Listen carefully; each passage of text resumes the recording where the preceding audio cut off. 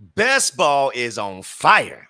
Tonight, we review one of the Pros vs. Joe's FFPC drafts. ADP be damned.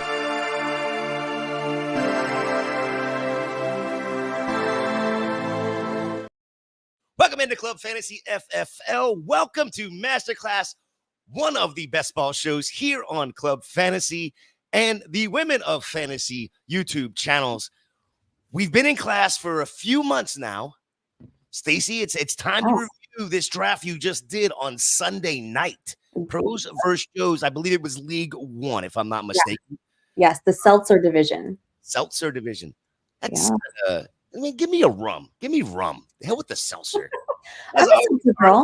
And Professor Stacy Perez at Stacy_Perez83 over there on Twitter. And as always, you can find me at FantasyJ77 on Twitter. Stacy, how are you tonight? Tell us about the draft as well. Oh my gosh, Gator, I'm so glad to be back. Really good, draft. I think this past Sunday with Pros versus Joe's. This is a tournament that, for all the years that I've been playing high stakes fantasy football, has been on my bucket list to get an invite to. And this year I finally got it. It is an invite-only tournament. Like I said, Pros versus Joe's, FFPC. So you're looking at 7 different 12-team divisions. You're looking at 6 pros and 6 Joes, and they're going to alternate throughout the draft board. So 1, 2, 3, 4, it's going to be a pro Joe, pro Joe, pro Joe kind of setup. So, they've got the pros right from the industry, folks that, have done a lot of these before, that get asked to participate in this tournament. But then you have these Joes, and do not let that name Joe fool you at all. Absolutely not. Because these Joes get invited, the criteria to be invited is that you're going to a lottery. And the way that you get into the lottery is that you have signed up for the FFPC main event teams. And their main event is online, but they also do a live event in Vegas. This is a $1 million grand prize, $2,000 buy-in per team, okay? And I'm going to tell you what, these guys that are on here, they don't just have one team, right? They have like multiple teams. So, like I said, don't let that name Joe's fool you. These guys are absolute sharks. And what I heard from Darren Armani, Fantasy Mojo, which we've talked about before on the show, is that it has been since 2017 was the last time that a pro actually won this tournament. Yeah, that's what I heard that as well. It's 7 straight years a Joe has won the tournament. Exactly. So you pros that are in this tournament, whatever. Exactly. Yeah. Right. And it's funny with our draft, and I know there's been there's one other draft that went last night. There's another draft going tonight. And then there's 6 that are going to be live streamed. There's one slow draft.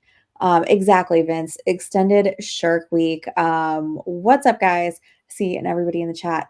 But it was fun in my draft to kind of see the difference in the way that the pros versus the Joes were drafting. Like if you take a look at all the pros, we're all over here going either like anchor, running back, or 0 RB. And a lot of the Joes, actually there's 3 of them. If you once you start looking at the draft that we're going to put up a little bit later, that went really RB heavy right off the board. So it was really interesting to see the different ways that both sides were drafting. Well, Stacey, you were drafting from the 8th spot in this particular draft here. And so, like you said, there were 6 Joes, 6 pros. So the pros basically all were in the even spots here. So just real quick, if you don't mind, who were the other 5 pros that were in your draft? I know I know there was a couple heavy hitters in this draft. For sure, guys. Shop was drafting out of the 2 spot. We had Pete Overzat from Ship Chasing in the 4, Theo Greminger, player profiler, in 6. I was in 8. The 10 was Sigmund Bloom. You guys know him, and then 12 was Todd Burrows. So quite the room here, especially for me being the new pro on the block. Yeah. Not an easy draft. None of these are easy at all. But the minute that I got my league assignment, I saw it and I thought, oh my gosh. I am in trouble with these guys. I'm in trouble. Yeah. That's when the thought process. Okay, my strategy is I'm in trouble. Yeah. I don't have a strategy. It's one or the other, right? I did try to have a little bit of a strategy because I thought, okay, I'm in the 8th spot. I don't really love the 8th. Like, who's going to fall to me? Like, what are my options at this point, that are going to be there? And one thing that's a noted difference in the FFPC drafts versus like the underdogs that we do is that your guys like Bijan, Bree, they're going to get bumped up, right? As opposed to, an underdog draft where they're probably going to go towards like an 8th spot, and maybe I would have a chance at a Bijan or a Brees Hall. Like here, that probably wasn't going to happen. I felt like it was probably a little early for me to go tight end in the first round. So I was really happy when Amon-Ra fell to me because of Yeah. Bijan and Brees going at 3 and 5 there respectively. So when I had the opportunity, I see Justin Jefferson come off the board, and I was like, yes, give me the sun god all day long, smash that. And then I kind of put into play, seeing the rest of them come off the board in the first round. I thought, all right, I really kind of wanted to try to make a bully tight end build work. And so that was kind of my thought process and my plan for how I was going to attack the next couple rounds of this draft. So here you see the first 4 rounds of this particular draft. I'll run through it real quick for the people that are just listening. We had CMC go off at the 1-1, CD Lamb, Bijan Robinson, Tyreek Hill, Brees Hall, Jamar Chase, Justin Jefferson. I'm sorry, Jamar Chase. Jameer's later. Jamar Chase, Justin Jefferson, Amon-Ra St. Brown, AJ Brown, Garrett Wilson, Jahmyr Gibbs, Sam Laporta for the first round. At the 1-2 turn there, we had Trey McBride, Devon Achane, Travis Kelce, Puka Nacua, Dalton Kincaid, Jonathan Taylor, Marvin Harrison Jr., Derrick Henry, Mark Andrews, Saquon Barkley, Drake London, Chris Olave to end the second round. Third round starts with Devontae Adams, Jalen Waddle, Travis Etienne, Nico Collins, Kyron Williams, Kyle Pitts, Isaiah Pacheco, Evan Ingram, Deebo Samuel, Cooper Kupp, Brandon Ayuk, Malik Neighbors. Now, I'll stop right there for a quick second, Stacy, because I do want you to talk about these first 3 picks of yours, Amon-Ra St. Brown, Dalton Kincaid, and Evan Ingram. But more importantly, I want to look at these 2 Joes that took Bijan Robinson, Saquon Barkley, Travis Etienne for his first 3 picks in the 3 spot, and then Brees Hall, Derrick Henry, Kyron Williams at the 5 spot. These 2 just went heavy RB to right out the gates. And then you only had 2 people do the exact same thing that we normally do, and that's run wide receivers. That's the 2, and they believe it's going to be the 9 that went 3 straight wide receivers. But highlight those guys, and then talk about your first 3 picks here with Amon-Ra, Dalton Kincaid, and Evan Ingram.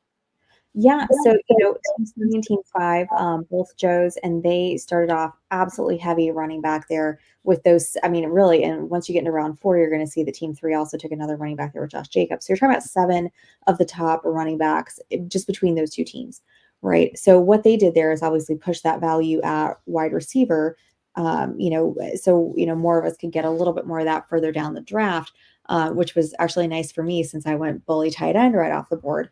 I like what they did there, and especially Team 3. I know they went on the live stream, kind of explained what they were, planning on doing there. And I think he actually said, that wasn't necessarily his plan going into it, but he just didn't feel like he could pass up that value. And especially when you're looking at Saquon Barkley there at the 2 in the second round, going all the way back up to Team 3. I mean, that's incredible value there. And then you turn around and you get Travis Etienne. And then Team 5 to go back-to-back with Brees Hall, Derrick Henry, and then Kyron Williams as well. Now, I mean, this is a roster where you're only going to start 2 running backs, but you are going to have 2 flex spots as well.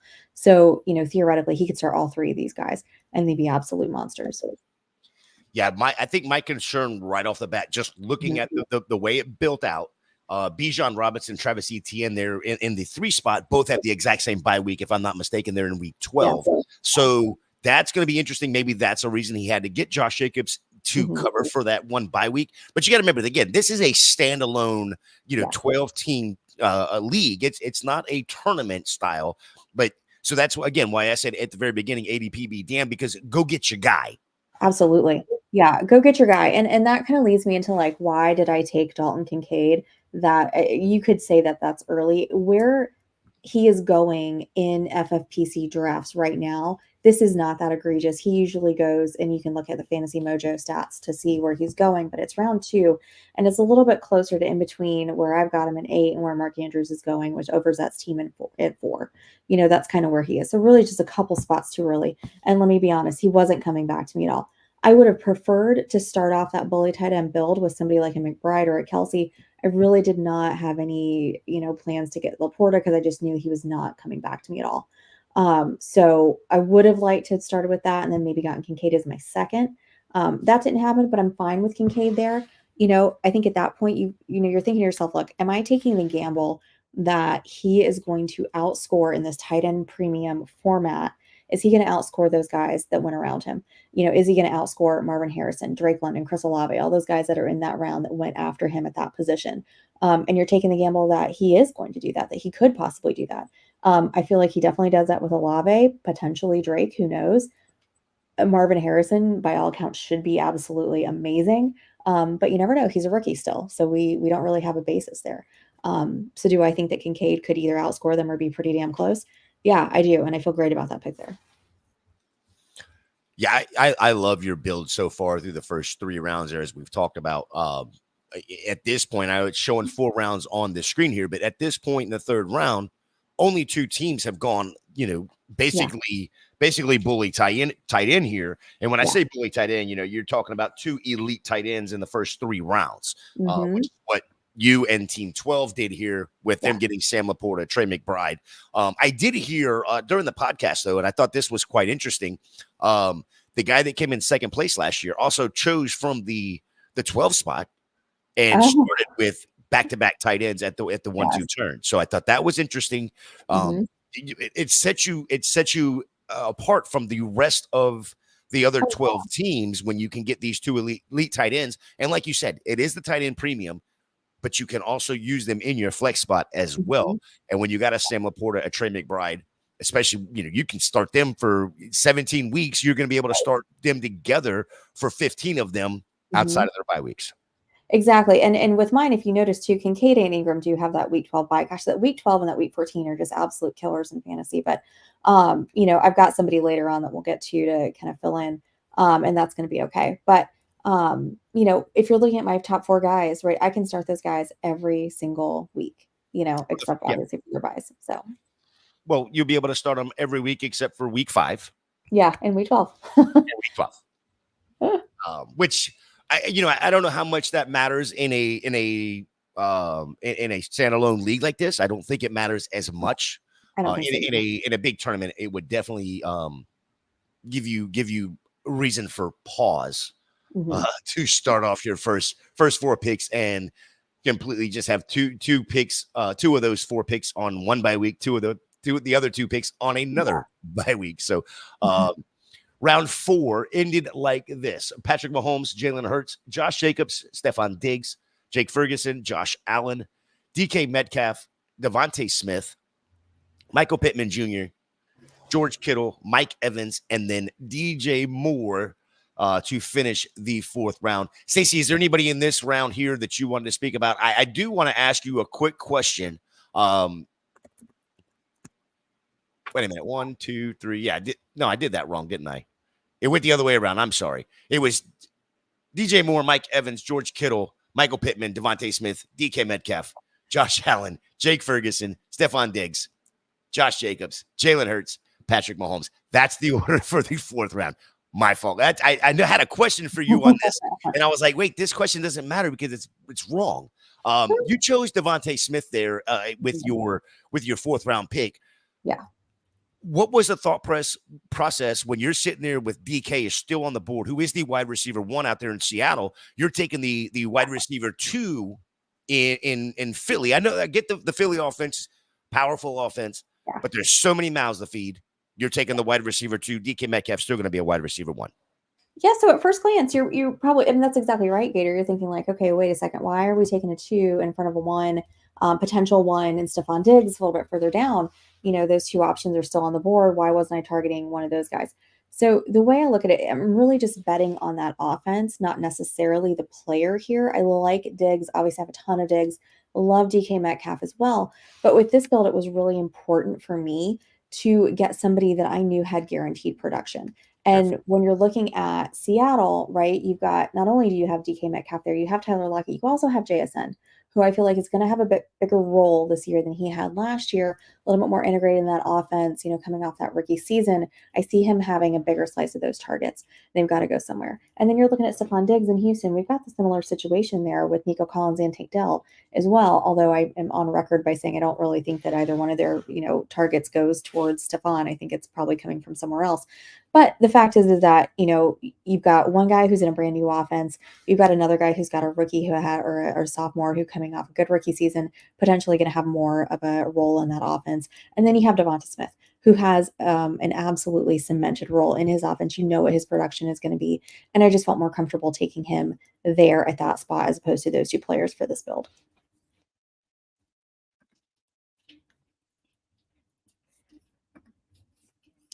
Uh-oh. It looks like we may have lost Gator a little bit. No, I'm right here. I was just thinking to myself. I was talking to myself out loud. I had myself on mute while you were talking, and I did the fatal, leave yourself on mute, talk to the screen, and nobody's listening. So it's fine. It just I can't see you, so that's why because it didn't look like you. I was like, oh my god, did Gator? he just left. He just left me. He just left. He was like, I can't believe she took Smith over DK Metcalf. I am out of here. No, and that's the problem. Is I was sitting there saying to myself, because nobody could hear me, I love your reasoning behind that. I still would probably lean DK, but I get it 100%, the thought process and why you did what you did there. So I cannot argue that at all. The other thing I wanted to bring up in this fourth round, 3 quarterbacks come off the board. Talk to me. Yeah, so those 3 quarterbacks that came off the board, you've got Allen there going to team 6. You've got Jalen Hurts followed up by Patrick Mahomes. I was really kind of hoping that Hurts would come back, and I thought it was probably a long shot.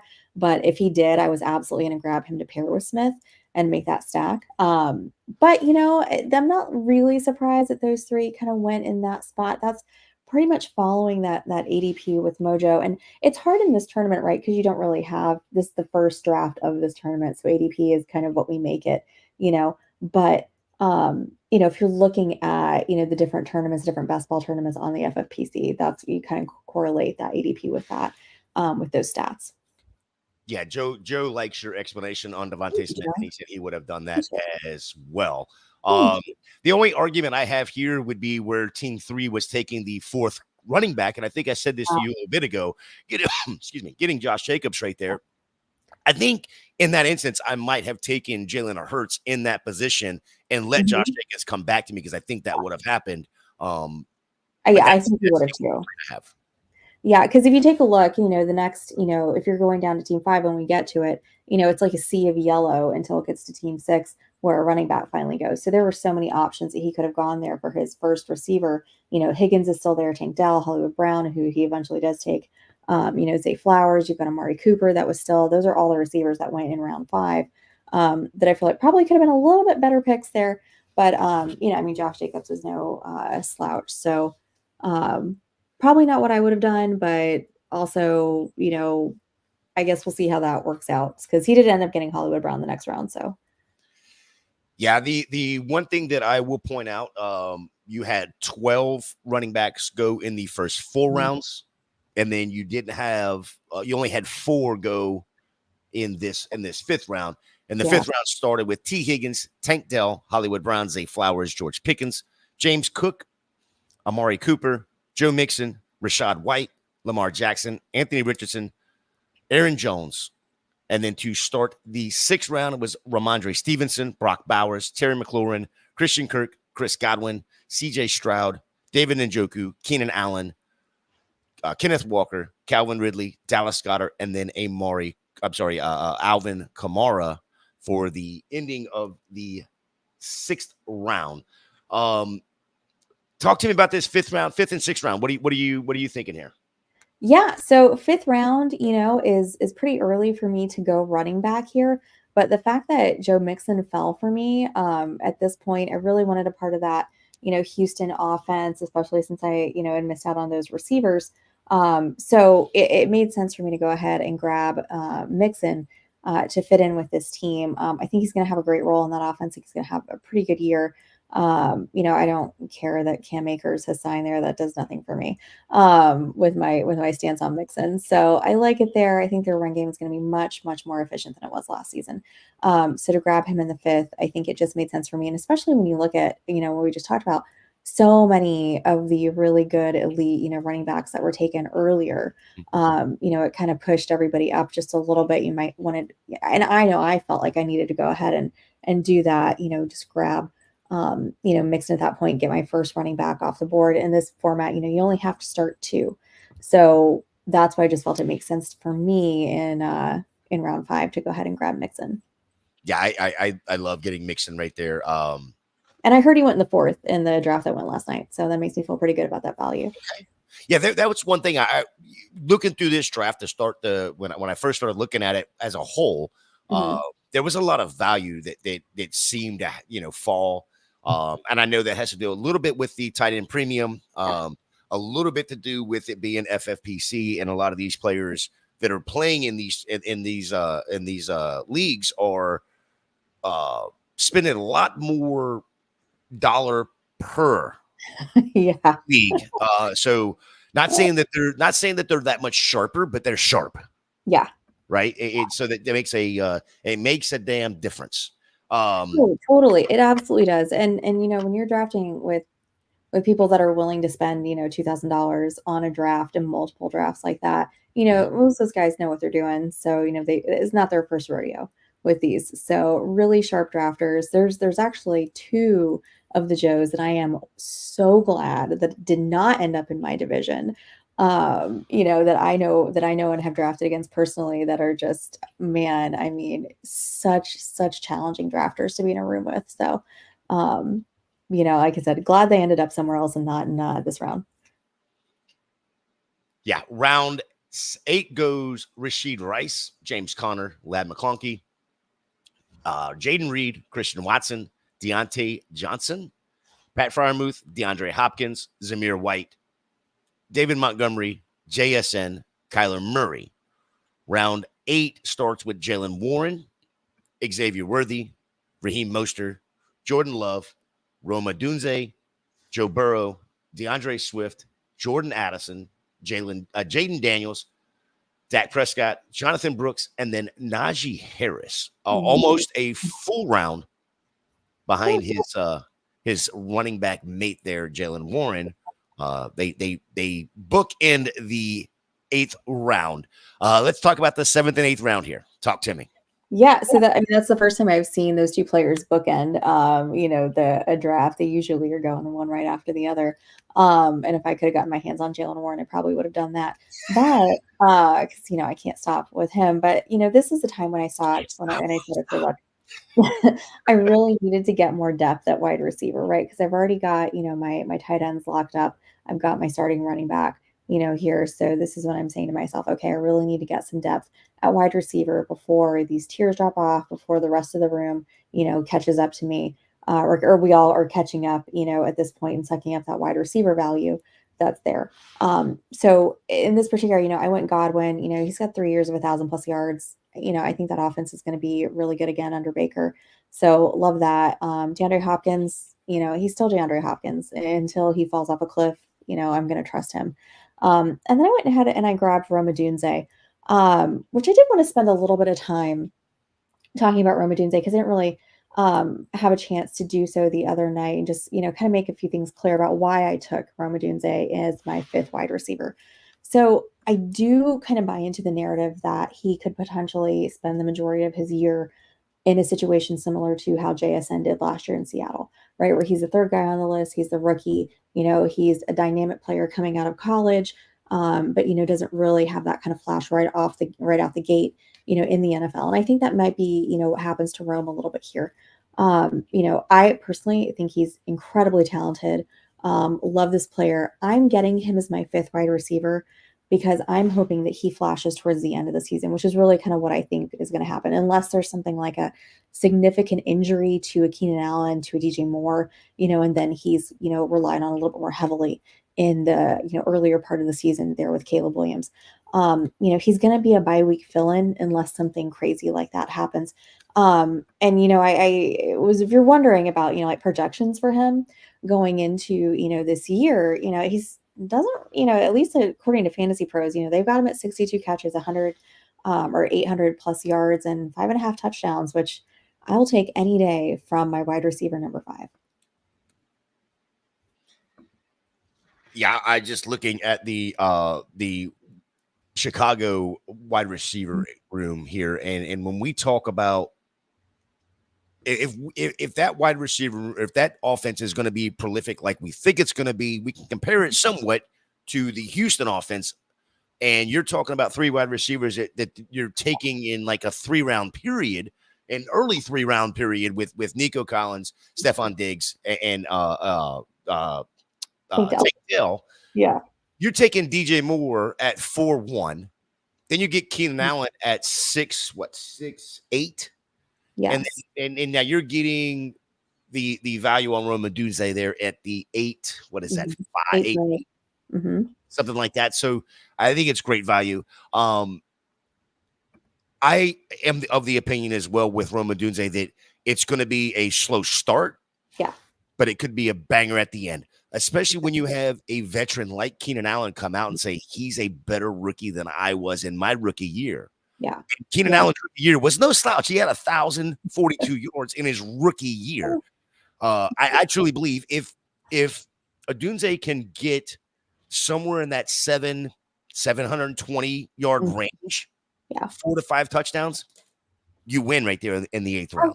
Absolutely. And this isn't a player, just to make clear, I didn't draft this player to be in my starting, I didn't draft him as my first wide receiver, didn't draft him as my second wide receiver. So I know that there's folks out there that have questions about, this player in that offense. That's what I have to say about that. I'm taking him where I took him because I think that's a great value. And I think he's going to pay off at that value at the end of the season. Yeah. Vince seems to be right there with the same page with us. Bears going to have almost 3 100 target guys this year. Caleb 3 of them. Gonna launch it. I love it. Yeah, this may be real close for targets. 120 for DJ, 100 for Keenan, 90-ish for Rome. That could very well be the numbers that hit. Yeah, I wouldn't be surprised at all. Joe, you're right. Akers would have been a great handcuff. I didn't know that news until after. I think it was the next day or something like that. I saw. We drafted Sunday night. That news broke Monday morning, I believe it was, when Akers signed with Houston. Yeah, so no way to know that. And this is a best ball, so I can't go pick anybody up off waivers. But so that's unfortunate, but that's okay. I really don't think that it's gonna do much to his value there. I don't think even had I known that I would have done anything differently with that pick for Mixon. When you're looking at these rounds 5 through 8 here, anybody that you want to stick out that sticks out to you at all outside of your team? Sorry, I was just moving some windows around over here. I really like the group right here that's got its team 3, 4, and 5. Where they've got McConkey, Reed, and Christian Watson. Those were some of my favorite receivers too that were all in my queue that I probably would have taken ahead of DeAndre Hopkins if they had fallen to me. But like we talked about, this is when I was saying, okay, I really need to build depth here because look at this first group of teams here in this section. Rashee Rice goes, and then like I just said, McConkey, Reed, Watson, Deontay Johnson, Jordan Addison goes after that. JSN goes after the pick after me. With Hopkins there. So, this is when you just really pound wide receiver here. So, I like what they all did. I think we were all kind of, thinking along the same lines because, a lot of these teams, team 3 is making up for not having receivers earlier, but, like the team 4, that's the ship chasers are going to have a ton of wide receivers. You've got, it's team 5, I think over here, who's got the 4 guys back to back to back right there. So I like what they were doing. I think we were all thinking kind of along the same, lines. Yeah, the only pick, and I was looking at that as well. The only pick that I don't like there is Christian Watson. I think we're hyping him up way too high. Since 2022, 23 games played, 13 of those games, less than 40 receiving yards. 3 receptions or less in 15 of the 23. 3 receptions or less in 7 of the 9 games he played last year. Yeah, it's not great, there with Christian Watson. I'm a Packer fan, obviously, so I'm really hoping that, all the rehab that he's doing on those hamstrings this offseason really pays off, and hopefully he doesn't have the same kind of issues he had last season. Because other than that, those injury issues, I do believe he's a really talented receiver and brings a lot to the table in that receiving room. So I just hope that he can stay on the field this year. Yeah, I hope he can. I just Well, that's it's the concern there too with Keenan Allen, right? So you've got Keenan Allen, Christian Watson, then you've got the worry of Jordan Addison with a potential suspension looming. And then it gives me a little questions too with Pickens there, with that offense and Russell, trying to get him the ball. So that does kind of worry me a little bit, those 4 picks. They're just some guys that I've got a little bit more concern than faith in, but you never know. yeah, I mean, if you're going to take the gamble on the Keenan Allen, Yeah. and think that there's a possibility he's going to get injured, or Mhm. hope that if you got to sit there and cross your fingers, you got to go and secure something else, and not Yeah. having somebody right behind it in a Christian Watson that we've seen for 2 years not be able to stay on the field. Yeah, and those are your starters. So I just went back and looked. So that is team 5. They're all 4 of those guys right there. Those are Pickens starts his first receiver because this was one of the teams that started off with the Hall Henry Williams pick. Then he went tight end with that. So those are all 4 of his starters. So that does give me a lot of concern because he doesn't take another one until Marvin Mims down in the 15. So you gotta hope real hard that those But hamstrings that's my are point, though, loose. Stacy. That's my Yeah, point, though, is if you're gonna make that gamble on Keenan Allen, you can't make the gamble again in the very next round with Christian right. Watson. Just You've watch got to go him. and secure a Yeah. Deontay Johnson, a DeAndre Hopkins, a I agree. JSN, somebody that's going to be on the field. Yeah, somebody that you don't have as many concerns about because, Correct. the worst thing that you can do, and obviously this isn't a redraft where you're having to set a lineup every week, but, I feel like I wanna get a player that I don't have to worry about, every Yeah. week to week. Are they gonna be injured? Who am I gonna play? Or is he gonna be worth starting this week? The best thing I can do for me when I'm drafting is get guys that give me peace of mind, that Yep. I'm not, constantly worried about, every week, and are they gonna play? Are they gonna be on the field? Facts. Big Yeah. facts. All right, let's move over to round 9 through Yeah. 12 here. TJ Hawkinson, Tony Pollard. I believe this is the right order, correct? Yeah, I'm in the right order. TJ Hawkinson, Tony Pollard, Brandon Cooks, Zach Moss, Brock Purdy, Brian Thomas Jr., Tajay Spears, Brian Robinson, Devin Singletary, Jamison Williams, Trey Benson, Caleb Williams to end the 9th round, starting the 10th round, Cortland Sutton, Curtis Samuel, Nick Chubb, quite early for a player that's not going to start the year. Trevor Lawrence, Jared Goff, Rasheen Shaheed. Are y'all playing return yards in FFPC now? No, this is not that boring. Chase Brown, Gus Edwards, Tua Tagovailoa, Keon Coleman, Javonte Williams, Josh Palmer to end the 10th round. Blake Corum, Tyler Lockett, Khalil Shakir, Cole Kmet, Kirk Cousins, Justin Herbert, Dalton Schultz, Marshawn Lloyd to Stacy Perez. I love that pick.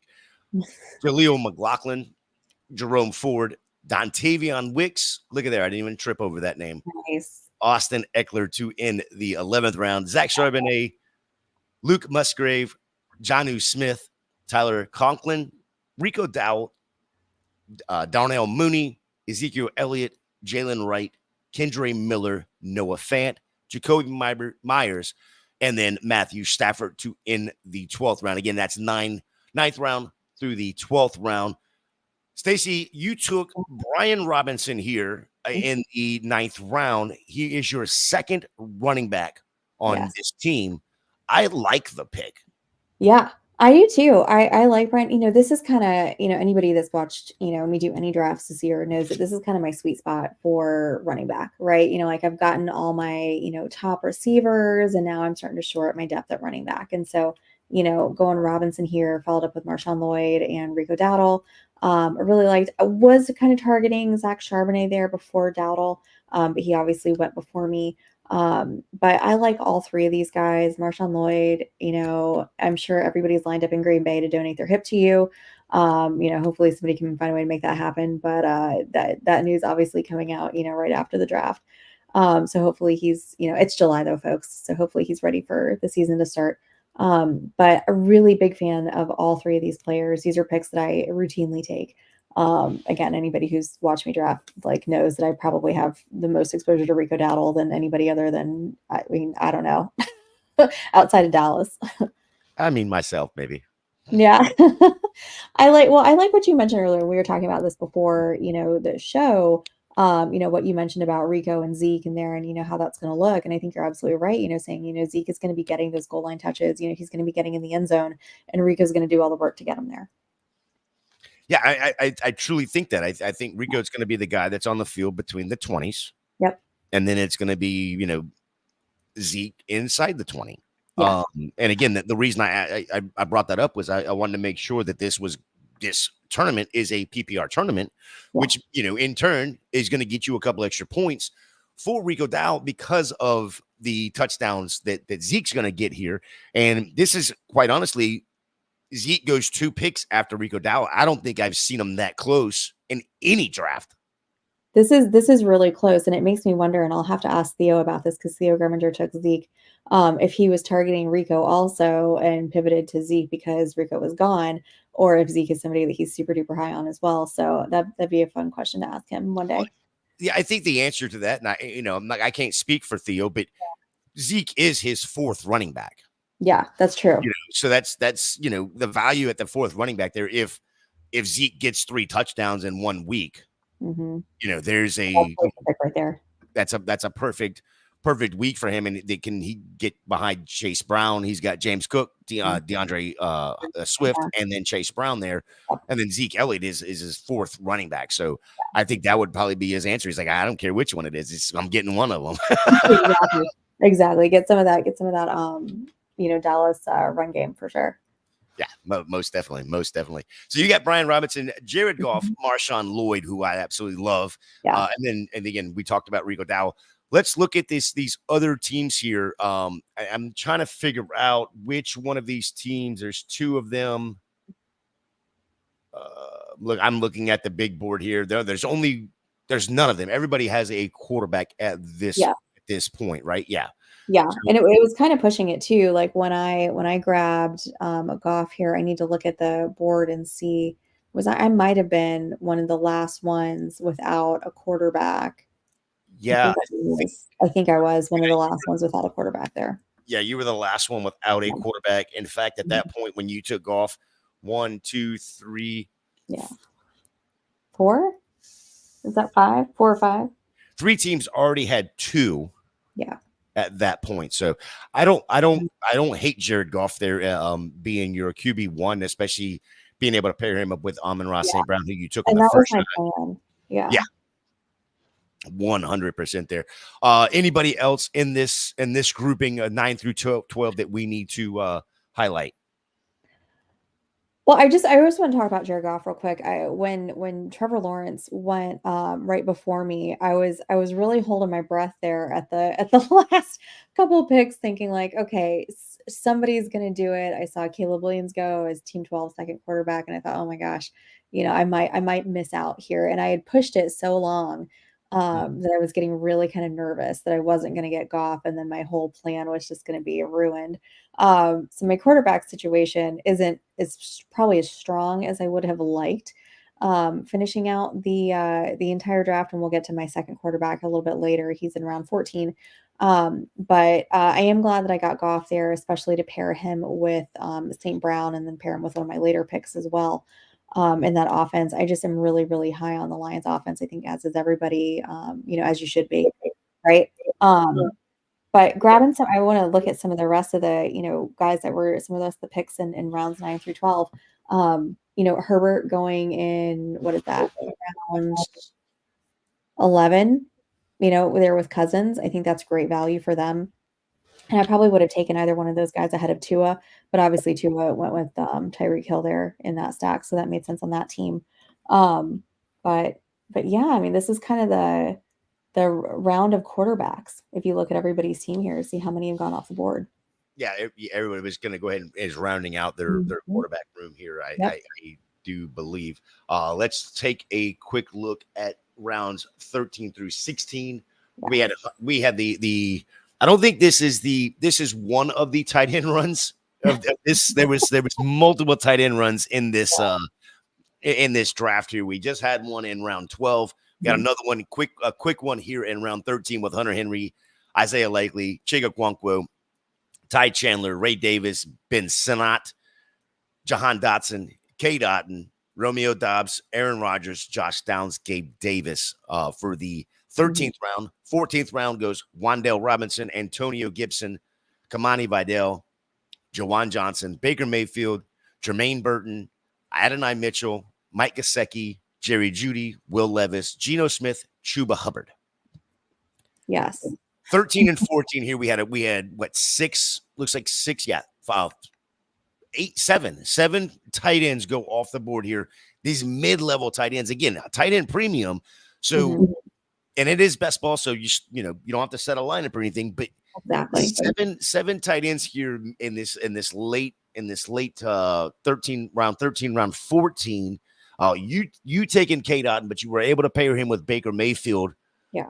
Talk to me about that pairing and what your thought process was there. You also paired Baker Mayfield with Chris Godwin from earlier.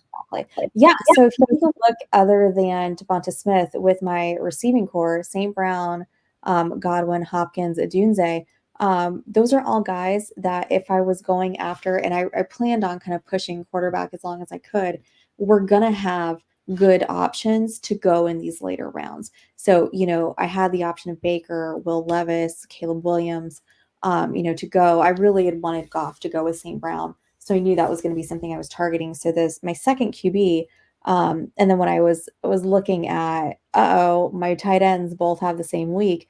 Who's a tight end or a bye week? Who's a tight end that I can go after a little bit later that I feel comfortable with in a tight end premium, who I feel is going to give me a great chance at upside to kind of go in and get those extra tight end premium points. And Cade Otton is somebody who's literally on the field, 100% of the snaps, pretty much. 97. Yeah.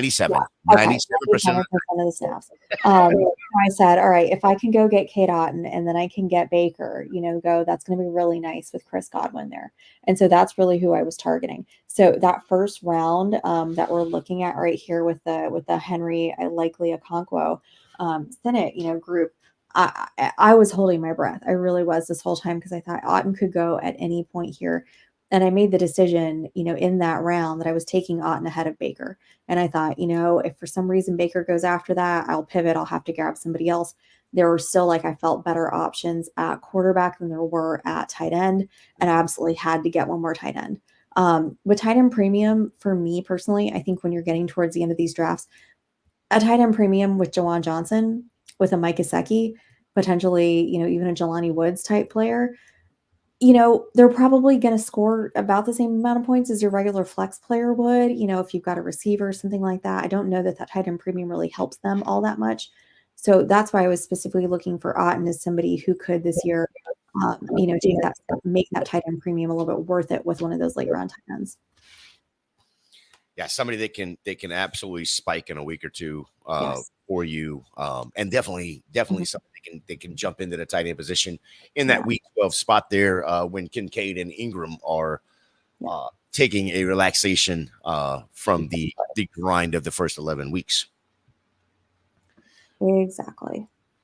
Round 15 starts Demario Douglas, Jelani Woods, Daniel Jones, Tyler Algier, Marvin Mims, Stacy's guy from last year, Elijah Mitchell, Deshaun Watson, Khalil Herbert, Stacy's guy from this year, Tyrone Tracy, Mike Williams, Bucky Irvin, Troy Franklin.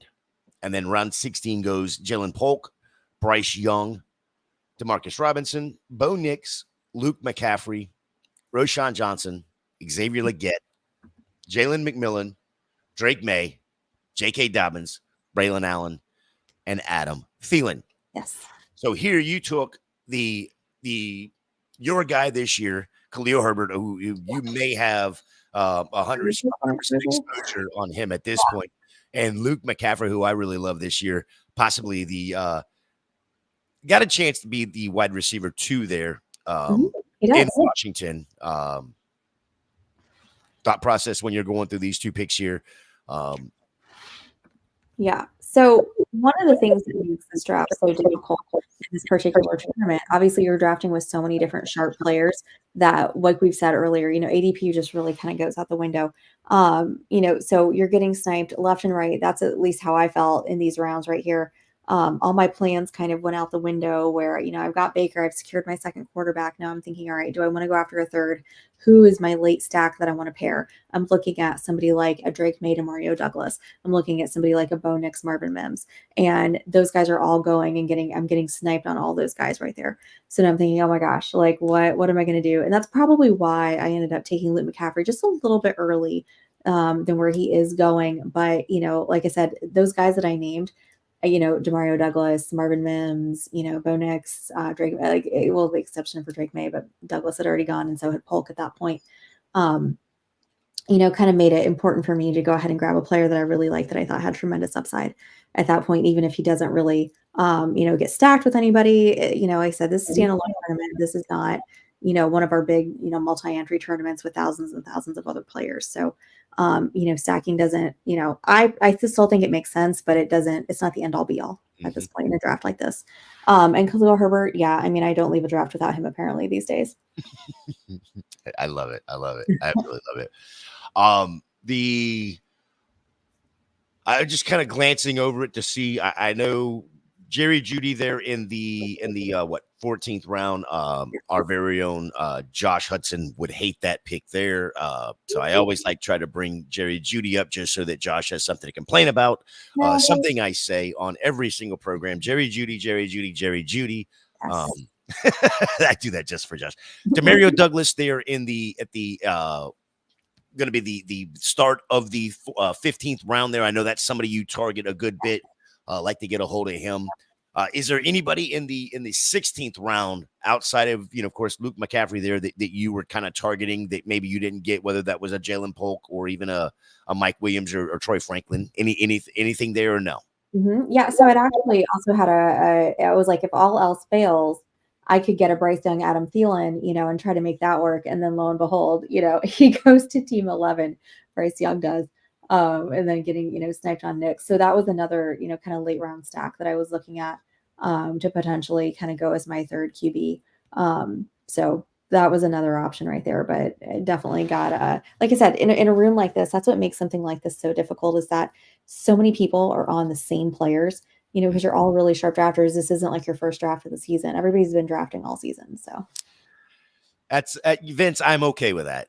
I just do it for Josh, just to give Josh something to yell at me about. It's fine. It is 100% fine. All right, round 17 through 20. This rounded out the draft here. Round 17 started with Derek Carr, Tank Bigsby, Quentin Johnson, Audric Estime, Roman Wilson, Michael Wilson, Dawson Knox, Deontay Foreman, DJ Chark, Justin Fields, Tucker Kraft, Javon Baker. And then in round 18, started off with Ricky Pearsall. Just found out that he now has a hamstring pull. That's not good. no. Going to be on the PUP list. Don't go crazy because he's on the PUP list or any other players on the PUP list. Don't go to freak out, except that it's a hamstring, so it's probably going to linger. Russell Wilson, Kenneth Gainwell, Kobe Parkinson, Malachi Corley to Stacy Perez. Absolutely. CEH off the board. Rashad Bateman, Jalen Tolbert, Will Shipley, Zach Ertz, Kendrick Bourne, Hayden Hurst.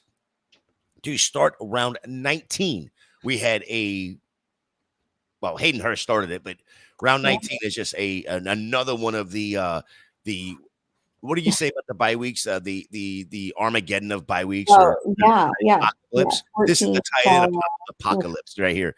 Yeah. Michael Mayer, Greg Dulcich, Daniel Bellinger, Jatavion Sanders, Delaney Hawker. I don't even know who that is. I didn't know who that was either. I had to go look him up.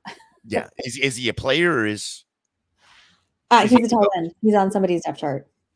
All right. No, we don't know him because of Hill. That's why we don't know him. Oh, yeah. He's that. Hill takes quarterbacks out and tight ends. He doesn't care. Samaj P. Ryan, Tyler Boyd, Khalif Raymond, Will Disley, Damian Pierce, Lucas Kroll, Evan Hall to Mhm. in the 19th round. 20th round is Jared Wiley. Another one of those ones that I wouldn't know right off. And I'm surprised Noah Gray didn't get taken before Wiley did, because Yeah. I would have a feeling he's going to have more to do in that offense than Wiley. But if you got to go with another KC Yeah, receiver, wait. Wasn't Wiley on the field last year a couple times I think with? so. I think he Yeah. was on the field playing more slot. Yeah, I think So they that's definitely interesting. used him because that name. I mean, I do recall a few games like that. Yep. But you know, Then we had Jalen Hyatt, Odell Beckham Jr., Josh Reynolds, Dylan Lobb, Alexander Madison, J.J. McCarthy, Aiden O'Connell, K.J. Osborne, Zay Jones, Trey Sermon, Jawan Jennings was Mr. Irrelevant of this draft. Stacy, you took Deontay Foreman in the 17th round, Malachi Corley in the 18th round, Khalif Raymond in the 19th, and then ended your draft with Dylan Lobb. Talk to us about those 4 picks. yeah. So I just wanted to go ahead and grab. Deontay Foreman was my sixth, running back. At that point, I was looking and I was saying, okay, I only have 5. I definitely want to grab one more, potentially make it a 7. I said, we've always said running back is such a volatile position in the NFL. At some point, you're going to have guys that get on the field that we've never even heard of, that are going to be the waiver wire darlings. So you're just trying to really go down that depth chart and get guys that are just an injury away. And so that's, doing that in Cleveland there. With the potential, who knows what's going to happen with Nick Chubb. You've got Jerome Ford there. So really like Dante Foreman has always been a really great, come in and just, lit the waiver wires up on fire. Everybody's bidding all their money for him and, well worth it, for those couple weeks that he does get on the field, inevitably. Right. Took Malachi Corley. He's another darling of mine, rookies this year. Hopefully he has a better year than Marvin Mims did. But just really like that player, especially, with the relationship it seems that he's developing with Aaron Rodgers. Khalif Raymond was a grab there because I've got Jared Goff and I have Amon-Ra St. Brown. So let's say Jameson Williams maybe doesn't work out the way that we're hoping, or there's an injury somehow. Khalif Raymond is a guy who is on the field, is going to be getting targets. I got him in the 19th round. I think that's totally fine. You're looking for guys with upside who are going to be part of high volume offenses at this point in this draft. Last but not least, Dylan Lobb. And, he's just another one. I wasn't really impressed with Alexander Madison last year. I don't think really anybody was.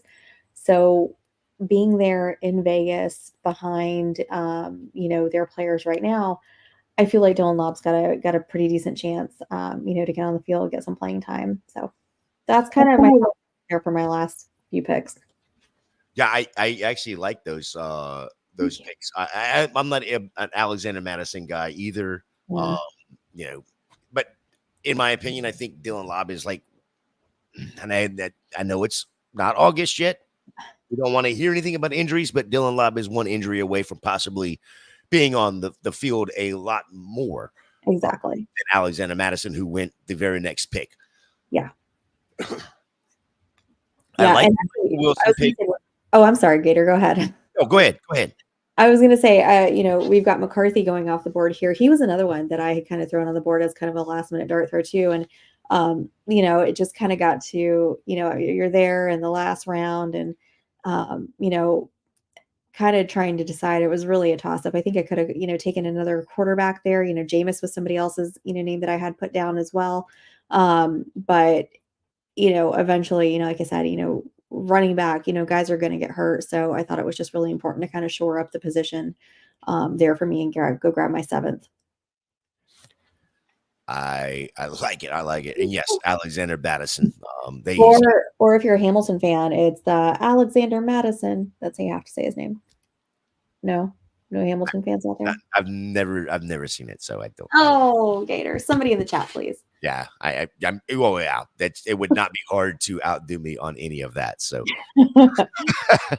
there is your FFPC Pros versus Joes. I believe again, League One, the South Division.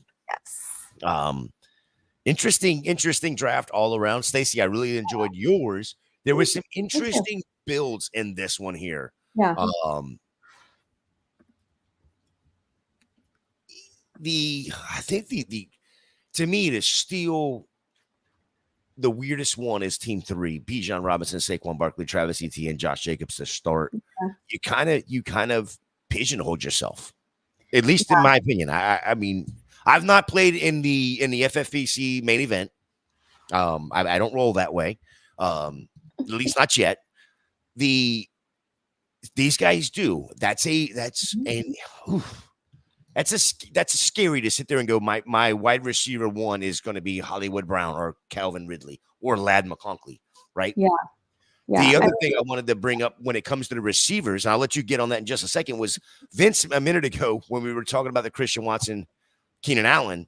He said, I'm fine with Christian Watson, Keenan Allen, or Rashid Weiss as my wide receiver 4, but no sooner. Right. Well, I just want to break this down for you, Vince. Keenan Allen is his wide receiver 2. Christian Watson is his wide receiver 3. Yeah. Why I brought it up and why I was scared where he was drafting them at. But that's, again, I don't play in the main event, and I'm not going to sit here and act like I know more than him because he spends a lot more money than I do. Well, I mean, I think with those, right, you're taking the gamble that, those guys are going to be your starters, that they're on the field, they're healthy. And, when they are, those guys are forces to be reckoned with. So, when those specifically those running backs. He's not. Watson's not a force to be reckoned with. He's proven that. Oh, He's no, not. I was talking about the running backs. Oh, okay. Okay. Yeah. No. I mean, for me personally, the way I draft, of course, that's terrifying for me to pick like a Pickens, Allen, Watson, Addison. That's like my worst nightmare. But it's a build that is different, right? He's both of those teams have set themselves apart from everybody else in this draft. So there's always something to be said for that, for making yourself a little bit different than everybody else is built. So you never know. I mean, who knows? Who knows how the season's going to work out, how it's going to go. It's definitely different. I don't know that I would have done that, but that doesn't mean that it's wrong. So no, I'm not saying it's wrong. It makes my stomach curl to sit there and look at that. It was my first 4 picks, and now I'm faced with Hollywood Brown as my wide receiver 1. Yeah, especially in that, that PPR format too, where those receptions are so important, to kind of gain an edge over everybody. Absolutely. Make sure you hit that like, make sure you hit that subscribe, and comment on this video. Yes, please. Which draft you liked best out of these 12 drafters, the pros versus Joe's Seltzer division. We now have 7 shows 7 days a week, Stacy. Sundays we have Dynasty After Party at 11. Mondays, Mocking with the Stars at 10 p.m. Tuesdays, our show, Masterclass, right here, 8:30 p.m. Wednesday, no pun intended, the flagship show at 7 p.m. Thursday, Trade Block at 8 p.m., our trade show. Thursday, Mock Girl Summer, another mock draft show at 10 p.m. And then Friday, now at 8 p.m., Mock It Like It's Hot. And then Saturday, our Summer School, the other best ball show that we have here with Club Fantasy at 9 a.m. Don't forget to hit that like, hit that subscribe for us. Club Fantasy FFL YouTube is on the way to 2,000 subs. Let's go. We can only get there with your help. Stacy, let the viewers and the listeners know where they can find you and what you're working on.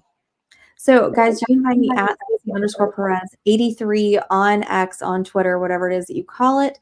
I am out there looking for drafts for us to do. Gator, it has been a minute since we did a Best Ball Mania.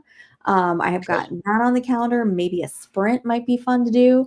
If we can get, enough people ready to go and want to draft that with us next week. We definitely need to do a sprint. That is playoffs only, correct? Exactly. It's playoffs only. It's the $50 entry. So those of you that are feeling a little bit flush that week, come on in and join us. You know what? That's what we'll do. We will get people to DM us. Yes. You can DM either Stacy, myself, or Club Fantasy account. Club Fantasy FFL over there on Twitter. It is Twitter, Stacy. It's not X. I refuse to call it X. I am a Twitter girl. I will always be a Twitter girl. It is a tweet, not a post. It's Twitter. It's a tweet. It will always be a retweet. And so DM Stacy, DM myself, DM Club Fantasy FFL, and let us know next Tuesday what draft you want us to do. Is it a sprint? Is it a Best Ball Mania? Or is it something else that you want us to do that you want to do? That's what we want to do. We want to be able to draft with you guys. We don't just want to draft for you or tell you what to do. We want to draft with you and see your drafts as well. Yes. 7 shows a week. How am I supposed to get any work done? You're not, Vince. It's just straight up. It's not 7 shows a week anymore. It's 7 days a week. Yeah. It shows on. Football is life. Football is life, Vince. Life. Oh. Yeah. I'm rewatching Ted Lasso. Football is life. 28 teams reported today. 28. Isn't that amazing? It's now, Gator, the time has come for all of the training camp footage to reinforce all of your biases, either for or against players. It's here. It's yip yap. It's yip yap season for the next. Hey, we're 9 days away from a Hall of Fame game. Can you even? It's here. It's coming. Football is imminent. I love it. I can't wait. We back. We back. Stacy, I had an absolute joy doing this going through this draft with you. It was absolute fun. I really want to hear from the people who they enjoy or which draft they enjoyed the most. I'm not trying to pick on anybody. Tell me which ones you didn't like either. If that was Stacy's draft, let us know. Please. No, Gator. If you didn't like my draft, I don't want to hear from you. So keep that opinion. I'm completely uninterested in that opinion, as David Rose from She won't see the comments. She won't see the comments. All right, guys. Until next time.